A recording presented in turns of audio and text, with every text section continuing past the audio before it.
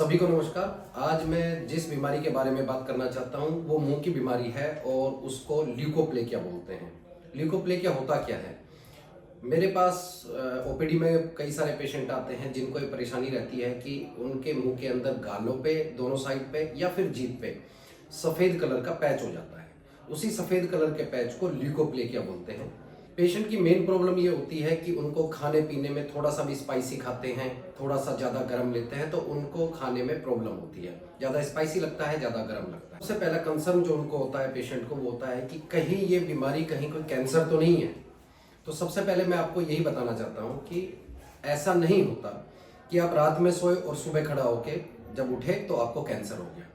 चीज़ों में बदलाव आता है। जैसे कि अगर मैं इसी बीमारी की बात करूं तो गाल के अंदर का जो म्यूकोजा होता है और जो जीभ होती है, धीरे धीरे धीरे धीरे आज एक चीज़ नॉर्मल है और अगर यहाँ जाके कैंसर बनती है तो इन सब चीज़ों में समय लगता है। ओवरनाइट, रात में ऐसा चीज़ नहीं हो जाती है।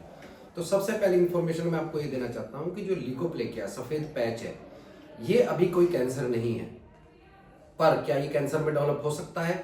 हाँ, ये प्री कैंसरस बीमारी है। प्री कैंसरस का मतलब है अगर हमने इसको वैसे के वैसे छोड़ दिया, कोई ट्रीटमेंट नहीं किया या हम आगे इसको बीमारी को आगे बढ़ाते रहे तो एक दिन ये कैंसर में बढ़ने के चांसेस काफ़ी होते हैं। 100% तो नहीं होते हैं। जो मेन कंसर्न है, क्या ये कैंसर है? अभी ये कैंसर नहीं है, ये बहुत पहले की स्टेज है। अभी से ट्रीटमेंट शुरू कर देंगे, बाद में जो परेशानी आने वाली है वो परेशानी खत्म हो जाएगी। कारण क्या होता है इस बीमारी का, जो ल्यूकोप्लेकिया बीमारी है? मेनली जो बीमारी ये है, ये जो टैबेको यूज करते हैं और वो भी जो च्युइंग फॉर्म में यूज करते हैं, जैसे कि गुटखा है, पान है, खैनी है, जो कि लंबे समय तक मुंह के अंदर रखते हैं। मेनली तो कारण वही होता है। बाकी जैसे स्मोकिंग भी है वो भी इसमें ऐड करती है, अल्कोहल भी है वो भी इसमें ऐड करती है। एक चीज मैं इसमें बताना चाहता हूँ कि टैबेको की जो भी च्युइंग फॉर्म में खाते हैं और साथ में अल्कोहल लेते हैं, तो अगर आपको ये लगता है कि टैबेको और अल्कोहल ये 1+1 मिलके डबल हो जाता है, ये डबल नहीं होता। ये इस बीमारी को कैंसर बनाने में डबल से ज्यादा 1+1 11, मतलब कि आपको कैंसर बनने का चांस 11 टाइम्स हो जाता है। मेरे समझाने का मतलब ये है कि अगर कोई भी इंसान जो कि केवल च्युइंग फॉर्म में केवल अकेला टैबेको ले रहा है और एक इंसान टैबेको के साथ अल्कोहल भी ले रहा है, तो जो दोनों चीज ले रहा है उसको ये बीमारी होने का चांस 2% नहीं है, 11% हो जाता है। तो अगर जब हम ट्रीटमेंट की बात करेंगे तो आपको सबसे पहले पता है ट्रीटमेंट में हम स्टेप वाइज ट्रीटमेंट की बात करते हैं। कारण आपको पता है टैबेको से होता है, अल्कोहल से होता है, स्मोकिंग से होता है।